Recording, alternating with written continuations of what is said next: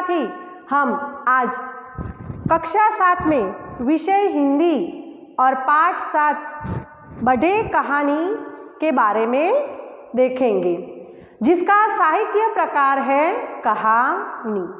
बाल दोस्तों, मनुष्य को कहानी प्रिय होती है और आप जैसे बाल दोस्त कहानी को अच्छी तरह से आगे बढ़ा सके और मुद्दों के आधारित कहानी को परिपूर्ण कर सके, ऐसी रुचि आप में होनी चाहिए। यह एक अगत्य का लक्षण हर एक व्यक्ति के अंदर होता है। तो बाल दोस्तों, इसके आधार पर आज आप आपके पाठ्य पुस्तक को खोलिए और पाठ 7 में जो रिक्त स्थान की पूर्ति है वह कहानी के आधार पर हम करेंगे। तो पहले आप आपका पाठ्य पुस्तक खोलोगे। हम कहानी की शुरुआत करते हैं और साथ ही साथ कहानी में दी गई जो रिक्त स्थान है उन रिक्त स्थानों की पूर्ति भी करेंगे। कौवा और मुर्गी दोनों एक घर में रहते थे।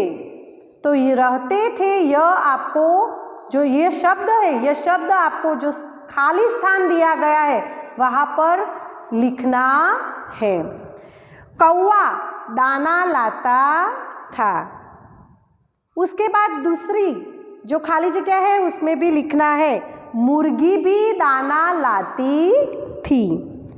ऐसा करते करते घर में बहुत, उसके बाद खाली जगह है तो वहाँ पर आप लिखोगे दाना जमा हो गया।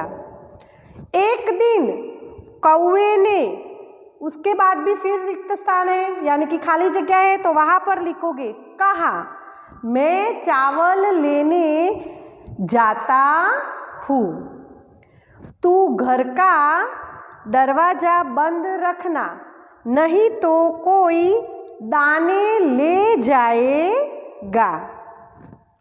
थोड़ी देर बाद एक घोड़ा आया। घोड़े ने कहा मुर्गी मुर्गी दरवाज़ा खोल और मुझे दाना दे। मुर्गी ने कहा नहीं नहीं, मैं दाना नहीं दूंगी। घोड़े ने कहा मुर्गी मुझे दाना दे, मुझे बहुत भूख लगी है। मुर्गी को दया आ गई। उसने सारे दाने घोड़े को दे दिए। अब वह सोचने लगी कौवा दाना मांगेगा तो मैं कहाँ से दूंगी। मुर्गी बहुत घबरा गई। जब कौवा दाना लेकर घर लौटा तब मुर्गी चक्की के पीछे छिप गई। कौवे ने आवाज़ लगाई मुर्गी मुर्गी तू कहाँ है। डर के मारे मुर्गी चुप रही, एक आवाज़ भी नहीं निकाली। उसी समय एक बिल्ली घर में आई। बिल्ली ने कहा मुर्गी मुझे अपनी चक्की दे, मुझे दाना पीसना है। कौवे ने कहा मुर्गी तो घर में नहीं है, तू अपना दाना यहीं लाकर पीस ले। बिल्ली ने दाने ले आई और पीसने को बैठी। बिल्ली ने दाना चक्की में डाला। मुर्गी ने चट उसे मुंह में भर लिया।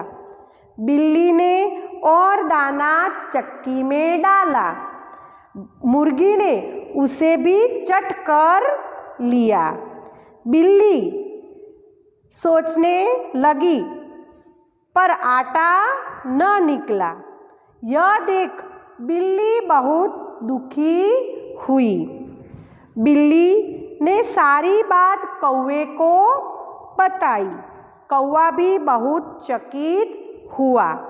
कौवा सोचने लगा, दाना कहाँ होगा। ढूंढते ढूंढते उसने चक्की के पीछे देखा। वहाँ मुर्गी मुंह में दाना भरे बैठी थी। उसका मुंह दाने से एकदम फूल गया था। उसे देख कौवा हंसा। उसे देख बिल्ली भी बहुत हंसी। दोनों हंसे तो मुर्गी को भी जोर की हंसी आई। वो हंसी और उसके मुंह से सारे दाने निकल पड़े।